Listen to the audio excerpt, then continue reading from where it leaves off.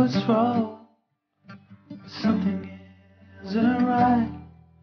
I feel I belong in the light. Passion has gone and love's taken flight.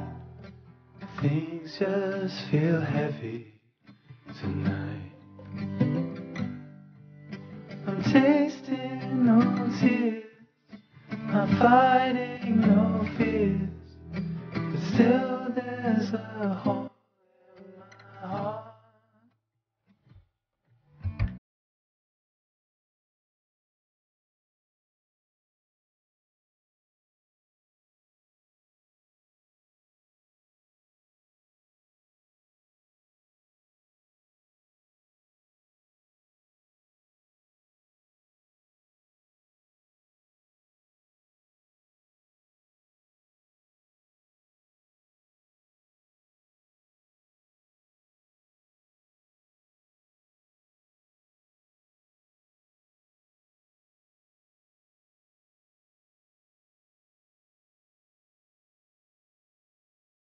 Everyone, Merry Christmas! Sana ay naging masaya ang Christmas nyo, and kahit na sa panahon ngayon na hindi pa rin tapos ang pandemya, at sana din ay naging healthy at masaya kahit na kinakaharap pa rin natin ngayon ang napakahirap na panahon ng 2020 o 2019 dahil nga sa nangyayari sa mundo ngayon. Pero at least nakaselebrate, o kahit na walang handa o may handa man o wala, ay masaya at nabuo ang pamilya. At here we are again today. We're gonna do some video kasi kahit na late, papakita ko pa rin po ang what I got on Christmas days. Anong regalo ang aking natanggap ngayong Christmas. Mga konting regalo lang from my fan kasi nga hindi kami magkakahalo kasi nga sa lockdown at year 3 kami dito sa Sheffield. Hindi pwede maghalo ang mga ibang bahay sa isang bahay kahit na magkamag-anak kayo para safe. At yan, binigyan ako ng regalo ni Mother. Nagsikreto kami pumunta din sa bahay niya. Binigyan niya kasi bibigay daw siyang regalo. At regalo ng aking partner, ng aking fiancé. Chris got me some little gifts. Little but it's massive gift already. And here kita niyo aking Christmas tree, tapos ang aking fruits. Kasi nga, mamaya-maya, mga alas 12, ay New Year na din dito sa London, o sa hindi London, nasa Sheffield, sa England. And yeah, without further ado, we're gonna do our gifts. Showing you what I've got on Christmas Day. Ayan, mag-start tayo sa isang ito na paborito ko. Paborito ko po ito yung chocolate kasi nung birthday ko, Chris got me something and it's very special. And the tiny chocolates that looks beautiful everywhere you go. And you go in the supermarket, even though in the shopping center, you'll see these chocolates. One of my favorites because I don't really like chocolates. But pag may maning siya sa loob at there's nuts inside. Sorry po sa mga allergic, or sorry for the people that are allergic to nuts. I'm actually not. And I love nuts. And here it is. Isa sa pinakapaborito ko ang chocolate. Kung papakainin niyo ako ng chocolate, ito lang yung chocolate na kakainin ko. Kasi nga, konti lang yung chocolate niya kasi meron siyang parang nag-cover lang, parang cup lang siya na, anong cup na tawag to? Parang lang siya ng tinakip lang doon sa nuts. Tapos meron siyang gooey o smooth sa loob. Kaya masarap siya. Yung nuts lang talaga ang gusto ko kasi may nuts siya sa loob. Basta maning may nuts, kakainin ko yan siya. Pero pag wala, hindi ako mahilig sa chocolates. Ayan po, the Ferrero Rocher from my mother-in-law. Bigyan niya po ng mother-in-law. Yan na po, laki-laki oh. Nakipasutisngi ko, kakainin ko to. Tapos, kakainin ko, exercise kakainin ko, exercise Madaming calories din ito siya. Ayan po siya. Ayan, yan, nagkuanan din sa aking dukan. Ayan, nilalagay ko siya dito kasi nga Christmas, diba? Nilalagay ko siya dito. I mean, New Year po pala. Uy, papakita ko sa iyo up close. Ito yung mukha niya. Ayan, ang kanyang itsura. Ayan po yung nakakanya.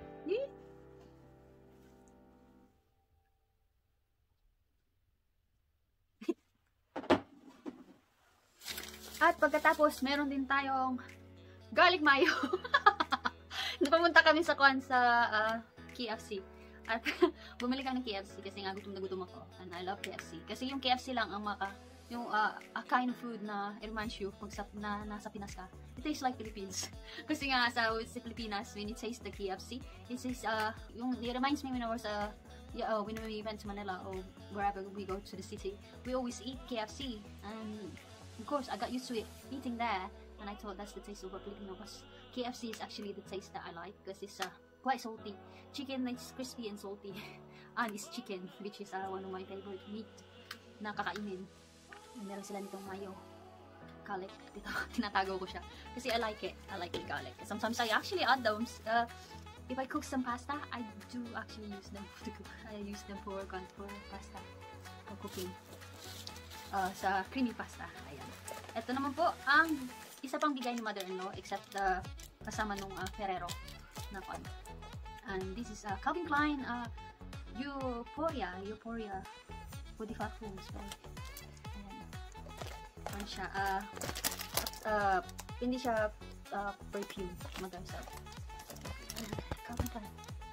Ay, mahilig siya. Ito, lahat ng natatanggap ko na gifts kay mother-in-law is always perfume and pwede parfum o pabango.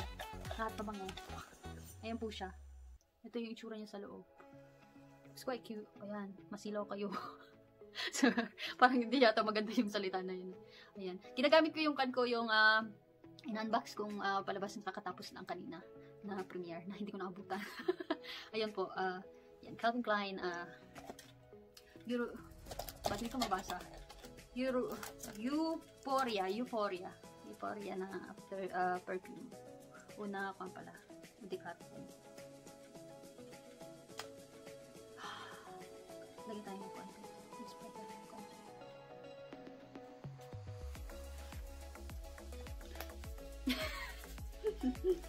Mabango siya. Tapos, mabango siya pag in-spray mo, hindi siya masakit sa ilong. Pag in-spray mo talaga, directly to your nose, ang presyo, masakit siya sa ilong. Gusto ko kasi yung mga perfume na, yung tawag nito, ng hindi siya masakit sa ilong, kasi nga sa hika ako, may hika ako. At pag super pan siya, atake ako ng hika. Kaya ito maganda siya, kasi the longer it stays sa katawan mo, kung saan mo man nilagay yung spray, nang smoother tsaka softer yung mga kanya, ang amoy niya. Kumbaga hindi siya masangsang na amoy. Pinapabango. Kaya gusto ko yung pan. Ba't nabubulol ako? gusto ko yung amoy niya. Ayan po yung pan. At lastly, hindi pa pala. At ito ang pan. Ang binili ng aking lalab, aking fiancé. Kasi yung isa ko na pan, dali lang ko. Kasi yung kan ko na pan, ito, siya, nasira na. Kaya bumili siya. You have to put them inside kasi separate yung right or left one niya. Nasira na siya kasi na-overuse na siya na sobra-sobra yung kan ko. Ito ang aking Bluetooth headphones Blues. At tingnan nyo ang tsura. Tingnan nyo yung tsura niya. Yan. Wala na. Yan. Nakuha na siya. Kasi diba nag-headband ako sa every vlog ko. Ito, headband ko. Meron akong headband na may sequins. Ang nangyari, hindi ko siya napapansin. Kada suot ko, natatastas na pala yung kanya yung ito niya Hindi ko napapansin. Tapos, hinihiga ko siya. Nagkanda, tastas na lahat-lahat. Ayan. Ayan na. Nagkanda-durug-durug na. Pasensya naman. Ayan po siya. Ito yung brand niya. Maganda siya. Kaya, kahit na tumayo ka sa kinaupuan mo, hindi nakadikit yung kan mo, yung gadgeta mo sa kan. Gadgeta. Yung gadget mo sa kan. Kasi Bluetooth nga. Tatayo ka lang. Pag magsi-CR ka, iwanan mo lang yung cellphone mo o kung anong gadget mo. Like ito, hindi mo na kailangan ibit-bit to sa toilet at walang accident na mangyayari. Kasi accident prone. Diba? May mga gamit kang dala sa toilet at baka mahulog nga. Mamaya gumawa ka pa. May jote ka doon. Tapos, nahulog dun sa jote mo. Ay, di Lagot. Ayan po, binilahan niya ako nito. Napaka-fun na mga truthful naman yun. At naawa na, siraan na. Ayan siya. Ayan, kay aking fiancé. At, ay, ito. Napaka-special kong gift. Ito. One of my, mahilig siyang magregalo sa akin ng mga jewelry, mga kwan, dati, ever since gadget.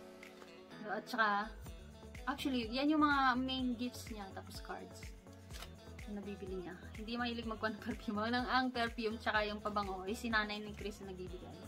Pero siya, mga jewelry halos. Ito. Yan po. Buksan natin.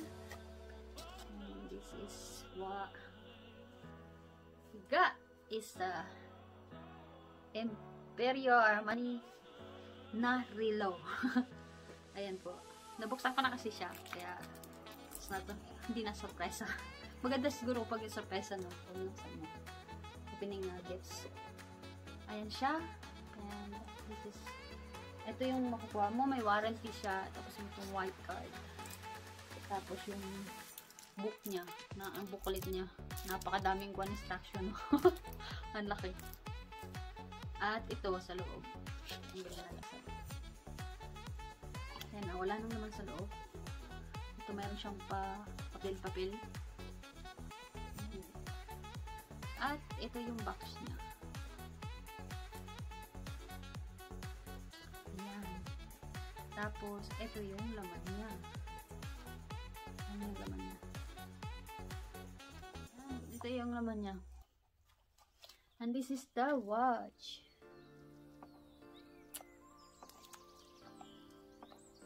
Tanggalin natin. Ito yung box niya. Nakakuha lahat yung box niya kasi. Tapos, tatanggalin natin. Nalagyan natin dyan. Let's put it like this, guys. Come off. At ito siya, yung relo. Ayan, kasi mahilig ako. Gustong-gusto ko yung pearl niya sa loob. Itong parang pearl, nakita nyo? Parang kuha ng sihi. Laman ng sihi. Sa loob. Pag binuksan mo yung sihi, yung shells. Pag binuksan mo yung shells, meron siya yung kumikintab sa loob. Ito yung, yan yung gusto ko. Pearl effect. Tapos meron siyang diamante sa around it. At especially, siya Roman numbers. Yung gusto ko siya. And it's rose gold siya, rose gold. At guess what? Gustong-gusto ko itong watch na to. So, na-surpresa din ako na binili niya yung isang kulay. Kasi yung anniversary gift namin, yung pag 12 and a half years namin magkasama, binila niya ako ng gifts din na relo. Ganito din. Yung exactly the same na relo. Ayan, nasuot ko. Ayan, suot ko siya. Ayan. Ayan siya. Ayan. Pero, kung siya, silver. Kasi usually, hindi ako mahilig sa gold at saka pan. Just recent na nahiligan ko. Yung kanya. Tsura niya. O, diba? Tapos, yung ito naman, ikumpara.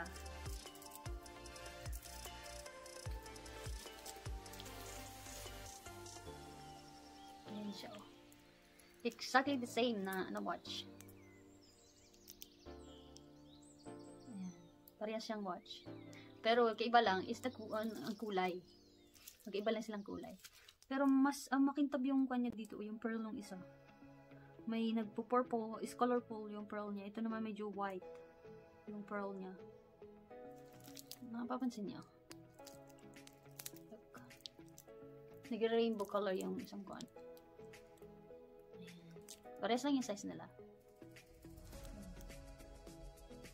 Yeah, gustong-gusto ko siya. Kaya binila niya ako ng isa pa. Kaya yan. Yung ibang kulay naman, this one is rose gold. I like rose gold and gold. Pero maganda din may gold. Gusto ko yung pag gold is kwan. Tapos mahilig ako sa thin na kwan. Yung pag sa relo, gusto ko thin. Hindi yung makapal ba siya. Na galamay. Ang tawag nito. Chain. Yung chain niya. Gusto ko yung kwan. Gusto ko yung thin, hindi makapal. Yung parang hindi mabigat sa kamay din. Mas malaki kasi ito, kailangan bawasan ng count. So, maluwag siya. Maluwag siya. Ayan, ang cute niya.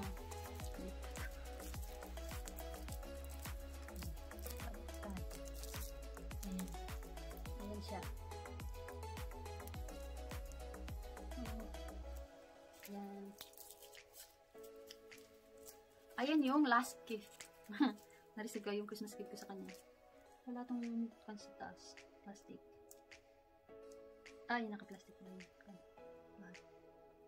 Nabalot siya. Ayan. Yan po siya. Relaw.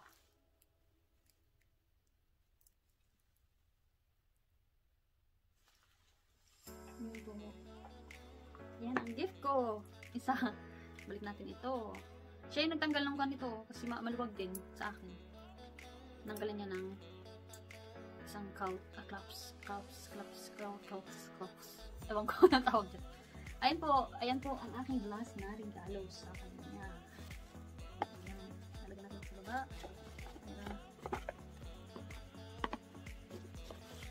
Ayan. Balik natin sa taas. Ayan. And put the box in the ayan po. Binabalik ko yan lahat sa box niya.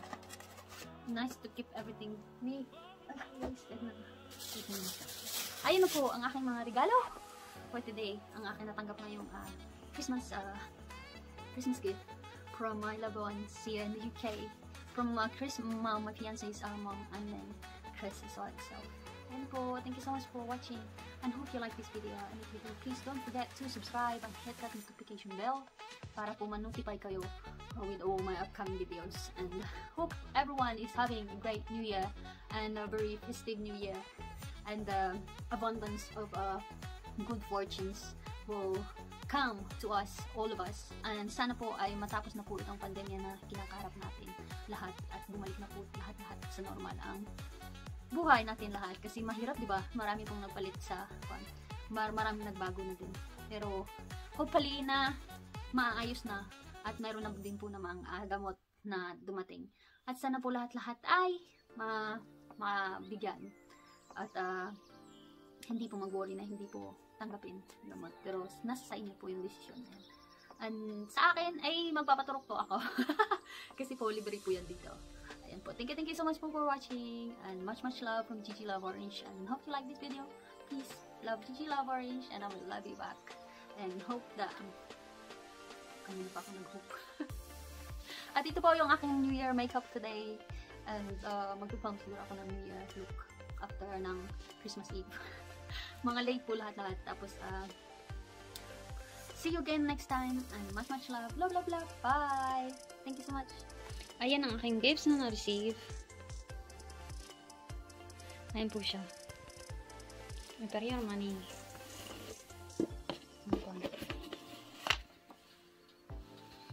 Ito.